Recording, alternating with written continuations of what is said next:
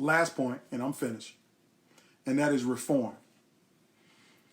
That reform is going to happen in some way, shape, or form. So you need to evaluate every candidate that's running for anything, whether it be dog catcher, water commissioner, sheriff.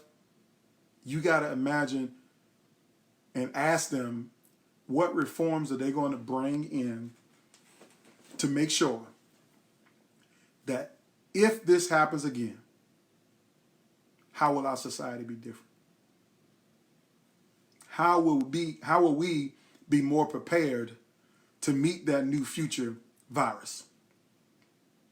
It's coming. These things always come right back around. Always come right back around. Might take 100 years, might take 50 years. I just remember like 5 years ago in South Carolina when we had what they call a 1,000-year flood. We never thought we would get something that bad, and how it devastated many communities in our state. Hurricane Sandy 5 years before that, or 2 years before that. We never thought anything like that would be possible. But now here we are in the midst of coronavirus. So the question is, when this happens again, what kind of society do we want to have to respond to this crisis? We got to have a new framework. We're going to have reforms. But where are you going to be on those reforms? Who are you going to support? What kind of reform do you want to see? I know for me, I want our public health infrastructure to be strong. It makes no sense that I live in one of the top 3 cities in the state of South Carolina and there is no public health department. It makes no sense. It makes no sense whatsoever. And I know who's responsible for it. And I hope they figure out how to make it right. Because that's what the best leaders do, is they figure out how to make it right. Leaders have to make it right. And so this whole conversation I had with you tonight is really a leadership conversation.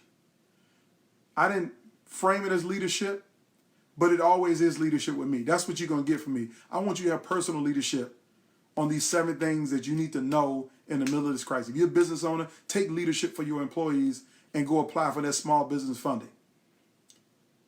You need to do that for your employees, period. If you run a nonprofit, take leadership and apply for the funding, because you got great programs and services that you need to run that matter to people. And you can't drop them now just because we're in the middle of a crisis. But you got to find a way to fill it up.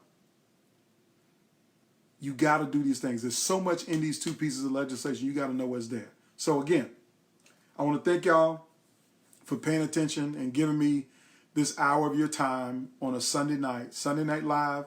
We'll be back next Sunday night. I'll have more teaching, more insight for you, more tools, tips, and resources to help you to be better. I want you to follow me at AntonGunn.com. That's my homepage. Follow me on social media, all channels that I'm on.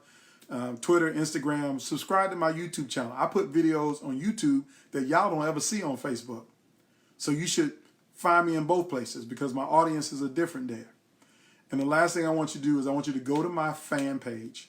Not my fan page, my business page. Anton J. Gunn. So in Facebook, go to Anton J. Gunn, and I want you to give me a like on my business page. And I want you to share it. I want you to follow and like my business page, because that's where I'm going to share most of my content.